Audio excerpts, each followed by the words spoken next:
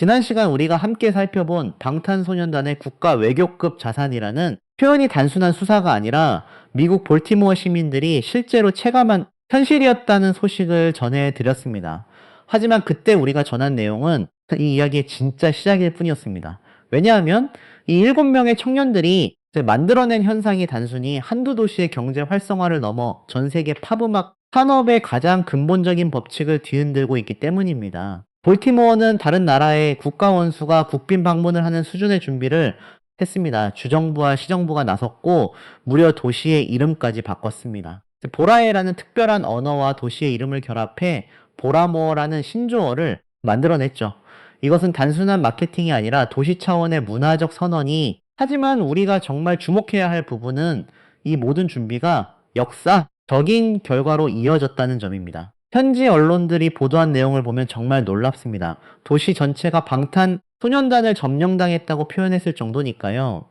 볼티모어 선이라는 주요 언론은 멕시코시티에서 무려 1900마일을 이동해온 멕시코 팬들의 사연을 전했고, 현지 상점 주인들은 팬 한 명당 $2,000 이상의 지출을 목격했습니다.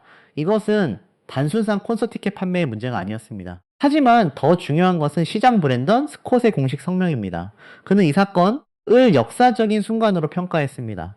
콘서트로 수만 명이 도시에 유입되면 그 파급 효과가 스타디움 경기장을 훨씬 넘어섰다는 의미였죠. 팬들이 호텔에서 머물렀고 레스토랑에서 식사했으며 상점을 방문했습니다. 이 모든 것이 도시 전역에 의미 있는 소비로 이어졌다는 겁니다. 그런데 시장이 강조한 가장 본질적인 가치는 바로 이것이었습니다.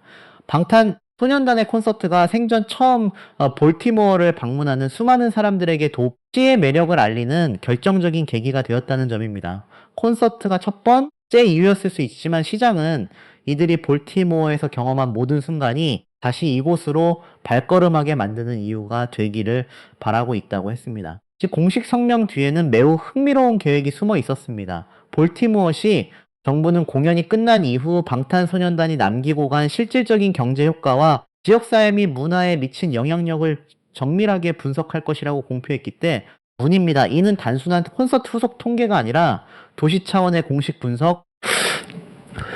생각해보세요. 보통 팝스타들의 공연은 며칠간의 흥분으로 끝납니다. 그리고 또 그 이후 도시는 다시 일상으로 돌아갑니다. 하지만 볼티모어는 전혀 다르습니다. 도시 전체가 이 현상을 역사적 사건으로 기록하기로 결정했으니 공항 전체의 아미들을 반기는 대형 환영 공간을 조성했고, 메릴랜드 주지 사이웨스 무어까지 직접 환영 영상을 게시했습니다. CBS 같은 전국 방송사가 이를 집중 조명했습니다. 이 모든 것이 이루어지는 동안 뭔가 매우 중요한 질문이 생겨납니다. 도대체 무엇이 도시 전체를 이렇게 극진하게 움직이게 한 것일까요? 왜 하나의 콘서트를 도시 역사의 일부로 기록하려고 했을까요? 이 답변을 찾아가는 과정이 바로 우리가 함께 탐색 깊은 이야기입니다. 그리고 이 현상은 텍사스 알링턴에서도 정확히 반복되었습니다. 알링턴시 정부는 공식 발표를 통해 방탄소년단의 히트곡 제목을 따서 다이너마이트처럼 환하게 불을 밝혀라 라는 슬로건을 내걸었습니다. 이것은 단순한 이 벤트 문구가 아니라 도시 차원의 방향성 선언이었습니다. 알링턴시 공식 ವೆಬ್사이트는 그들의 준비를 매우 구체적으로 설명했습니다. 도시 랜드마크 곳곳을 보라색 조명으로 밝혔다고 했죠. 방탄소년단의 랑투어를 기념하고 전 세계 각지에서 찾아오는 수만 명의 팬들을 따뜻하게 맞이하기 위한 준비였습니다. 그리고 실제로 도심 전체를 수놓은 보랏빛 명을 경험한 팬들은 마치 도시 전체가 자신들과 함께 하나 되어 축하해주는 것 같다는 감격 어린 반응을 쏟아냈습니다. 이제 우리 앞에는 매우 중요한 깨달음이 서 있습니다. 이것은 단순한 팬덤의 이야기가 아닙니다. 이것은 현대 팝음악 산업이 경험해 본 적 없는 새로운 현상입니다. 미국의 주요 매체들이 이 현상을 주목하기 시작한 이유도 여기 있습니다. 바로 이 다음 이야기 말입니다. 그 깊은 이야기의 첫 번째 층위는 매우 현실적인 부분에서 시작됩니다. 밭으로 돈입니다. 하지만 이것은 단순한 티켓 판매의 문제가 아니었습니다. 볼티모어 선의 보도에 따르면 방탄소년단의 팬들 중에는 1인당 $2,000 이상을 이 지역에서 기꺼이 지출하는 사람들이 많았다고 합니다. 잠깐, 이 숫자가 의미하는 바를 정확히 이해해야 합니다. 콘서트 티켓만 해 수백 달러인 상황에서 팬 한 명이 추가로 $2,000를 쓴다는 것은 뭔가 일반적인 콘서트 문화와는 완전히 다르다는 의미입니다. 이들은 호텔에 물렀습니다. 레스토랑에서 먹었습니다. 선물을 샀습니다. 옷을 구매했으니 다 지역의 모든 소비 채널을 통해 의미 있는 금액을 흘려보냈다는 뜻이죠. 현지 상점 주인들의 반응이 이를 증명합니다. 그들은 몇 해 만에 경험해보지 못한 매출 증가를 목격했습니다. 하지만 상인들이 놀란 것은 단순히 판매량이 아니라 팬들의 태도였습니다. 그들은 특정 제품을 구매하려고 온 것이 아니었습니다. 그들은 도시를 경험하려고 왔습니다. 방탄소년단이 있는 도시를 느껴보려고 온 것이죠. 이 점을 깨달은 볼티모어의 지역 사업체들은 매우 똑똑한 결정을 내렸습니다. 그들은 연대하기로 했습니다. 협력하기로 했습니다. 그리고 그들이 만든 것이 바로 보라모어 프로젝트입니다. 보라에라는 방탄소년단과 아미를 상징하는 특별한 언어와 볼티모어를 결합한 신조어였죠. 웰컴 투 보라모어라는 대대적인 프로젝트가 선보여졌습니다. 이것은 단순한 마케팅 캠페인이 아니었습니다. 이것은 도시 차원에서 팬들을 위한 공식 미팅 포인트를 조성한 것입니다. 여러 사업체가 연대해 아미들에게 지역 업체들의 상품과 서비스를 소개했습니다. 그 결과 무엇이 일어났을까요? 막대한 경제적 혜택이 지역 소상공인과 상점들에게 안겨졌습니다. 이것이 묘한 이유는 이것이 일회성 사건이 아니라는 점입니다. 보라모어 프로젝트는 팬들이 도시를 다시 방문하고 싶게 만드는 토대를 만들었습니다. 브랜던 코 시장이 강조했던 부분이 바로 이것이었습니다. 하지만 여기서 정말 중요한 전환점이 나타납니다. 미국의 주요 언론들이 이 상을 단순한 경제 효과로만 보지 않기 시작했기 때문입니다. GQ라는 세계적 인남성 라이프스타일 매거진이 매트라이프 스타디움에서 직접 현장을 취재했습니다. 그들이 발견한 것은 매우 흥미로웠습니다. GQ가 만난 사람들은 방탄소년단의 팬 중에서도 매우 특이한 집단이었습니다. 바로 남자친구 팬들입니다. 처음에는 여자친구 때문에 콘서트에 온 남성들이 반신반의하는 태도로 갔죠. 하지만 공연이 진행되면서 뭔가 달라지기 시작했습니다. GQ가 인터뷰한 한 남성의 말은 매우 솔직했습니다. 처음에는 뮤직비디오를 몇 편 봤어요. 그 압도적인 퍼포먼스와 음악성 영상의 완성도 멤버들의 매력에 매료돼서 점차 빠져들게 됐다고 했습니다. GQ가 그에게 던진 질문도 흥미로웠습니다. 여자친구가 방탄소년단에 푹 빠져있는 모습을 보며 어떤 기분이 드나 그 남성의 대답은 웃음 속에서 나왔습니다. 뭐 어쩌겠어요. 그저 제 차례가 오길 얌전히 기다려야죠. 이 간단한 답변이 왜 중요했을까요? 왜냐하면 이것이 방탄소년단의 팬덤에 대한 완전히 새로운 이해를 제시했기 때문입니다. GQ가 주목한 핵심은 바로 이것이었습니다. 흔히 여성 중심일 것이라고 짐작했던 방탄소년단의 팬덤 안에 의외로 수많은 남성들이 존재한다는 점입니다. 그리고 그 남성들이 팬이 된 이유는 단순한 호기심이나 동반자의 영향만은 아닙니다. 그들은 방탄소년단의 예술적 수준에 의해 스스로 설득당했습니다. 이것을 GQ는 거대한 사회문화적 현상이라고 분석했습니다. 단순한 아이돌 팬 덤을 넘어선 무언가가 일어나고 있다는 의미였죠. 방탄소년단이 보여주는 것은 성별과 세대의 경계를 완전히 허무는 힘이었습니다. 남녀노소 모두를 매료시키는 독보적인 매력이 있었다는 겁니다. 하지만 진짜 심도 있는 분석은 다른 곳에서 나왔습니다. 텍사스 지역의 유력 맷 달라스 옵저버가 알링턴 공연을 현장에서 직접 취재했고 매우 상세한 보도를 내놨습니다. 이 매체가 제시한 시각은 이전의 모든 분석보다 훨씬 근본적이었을 같다. 달라스 옵저버는 대형 스타디움 콘서트에서 관객들이 열광하는 것은 어쩌면 연스러운 풍경이라고 말했습니다. 하지만 방탄소년단이 이끌어내는 관객들의 깊은 헌신과 유대감은 완전히 결이 다르다고 지적했습니다. 무엇보다 그들의 관객층은 특정 세대나 집단에 한정된 것이 아니었습니다. 객석을 자세히 보면 어린아이부터 10대 청소년들, 그들의 손을 잡은 부모들과 발해의 조부모들은 물론 다정한 연인들까지 세대를 아우르는 수많은 팬들이 거대한 스타디움을 빈틈없이 메우고 있었습니다. 그리고 각 팬이 들고 피켓의 문구는 각양각색이었습니다. 생애 처음으로 콘서트에 와봤다고 수줍게 고백하는 관객이 있었습니다. 자신이 방탄소년단의 열렬한 팬임을 당당하게 외치는 중년의 아버지도 있었습니다. 여자 친구가 전곡을 너무 좋아해서 함께 왔다가 자신마저 팬이 되어버렸다는 남자친구들도 있었습니다. 객석은 정말 다양한 사람들로 가득했습니다. 이 모든 관객들이 단순히 돈을 내고 공연을 관람하러 온 수동적인 소비자가 아닌 대번에 알 수 있었습니다. 달라스 옵저버는 그들을 이렇게 표현했습니다.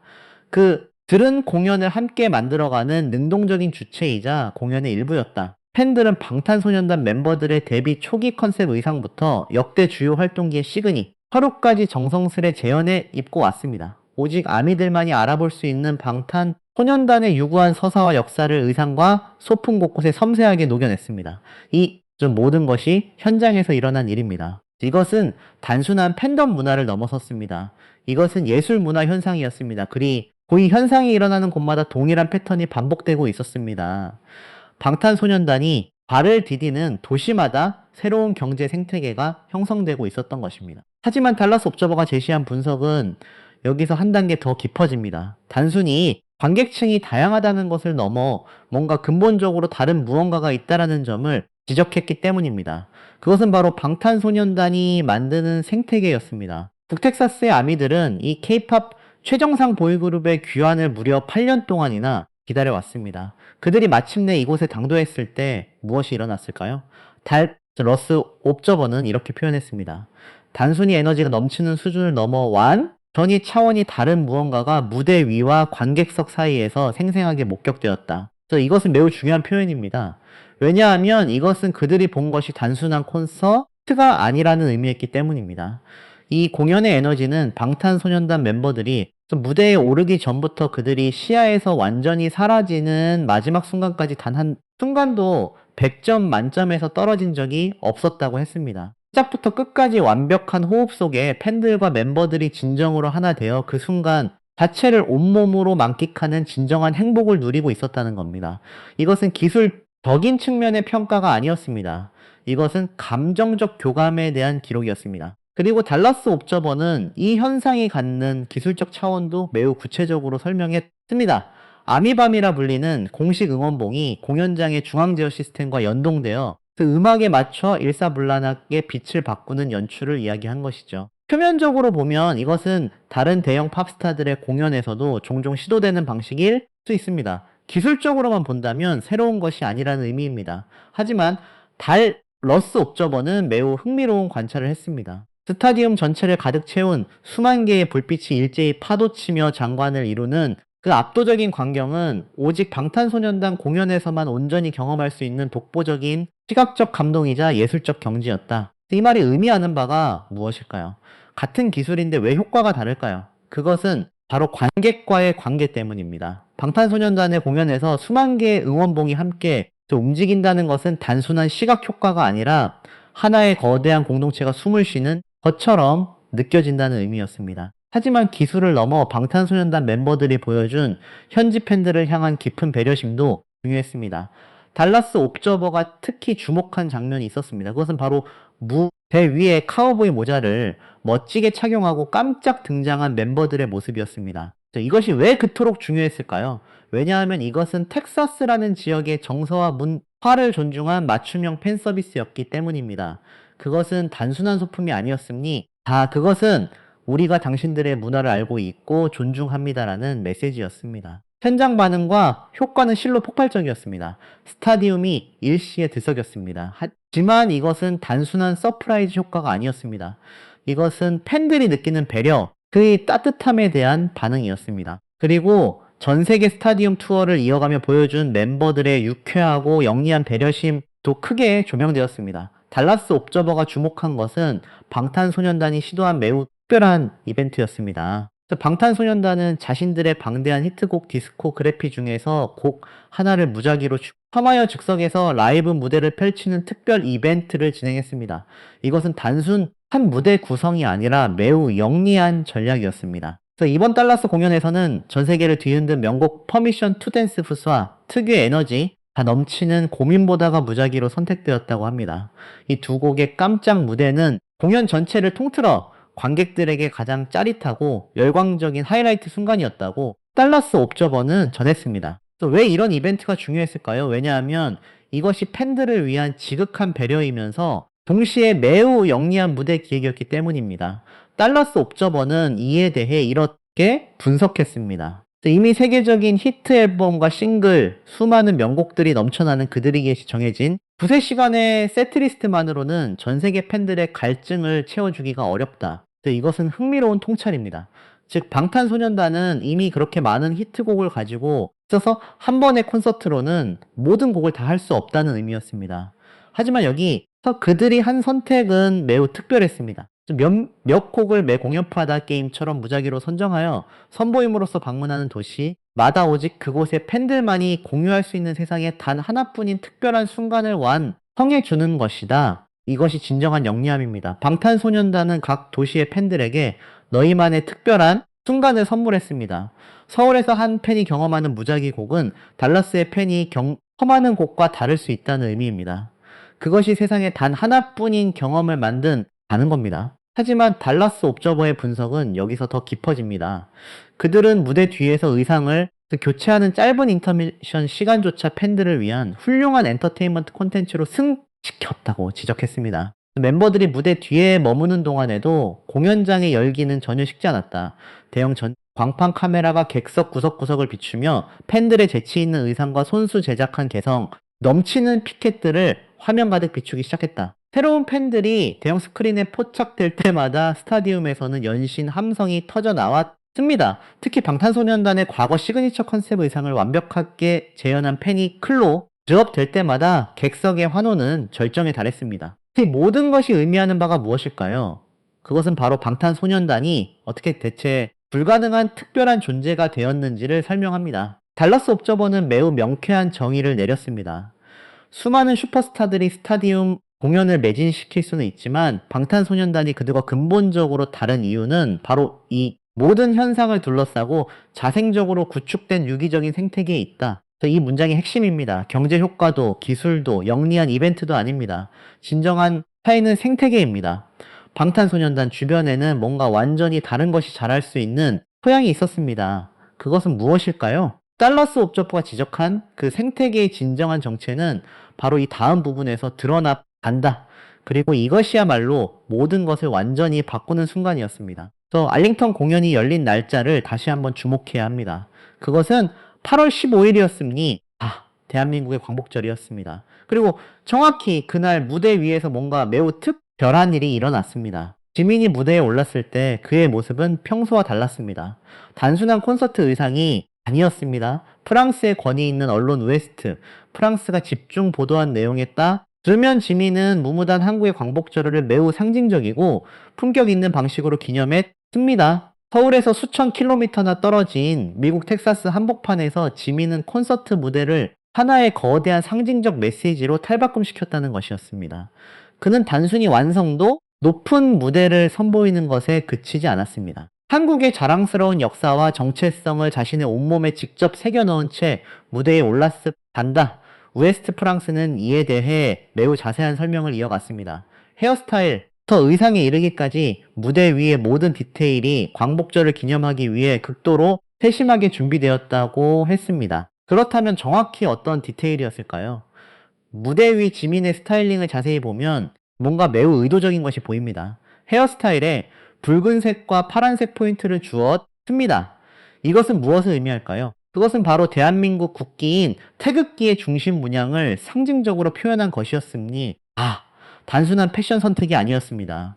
이것은 의도된 메시지였습니다. 그리고 그것은 여기서 멈추지 않았습니다. 지민이 착용한 의상에는 태극기의 내교인 건공감리를 형상화한 문양을 정교하게 겨넣었습니다. 건공감리는 한국의 전통 철학에서 천지자연의 이치를 나타내는 매우 깊은 의미의 상징입니다.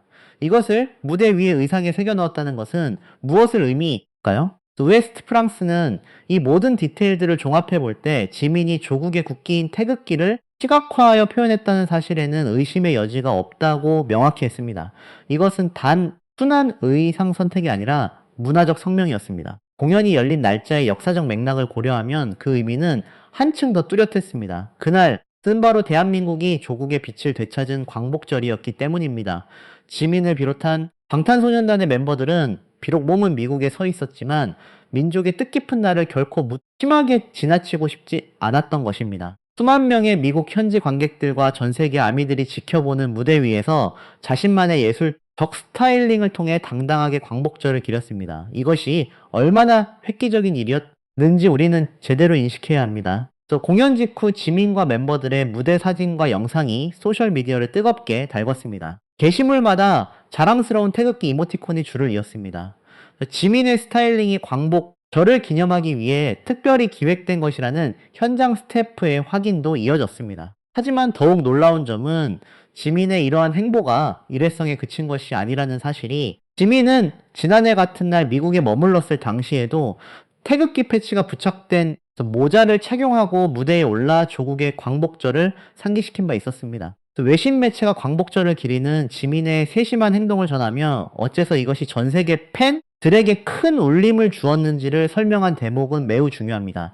그것은 바로 팬들이 이 진정성 어린 태도에 열광적으로 화답했기 때문입니다. 우에스트 프랑스는 이렇게 전했습니다.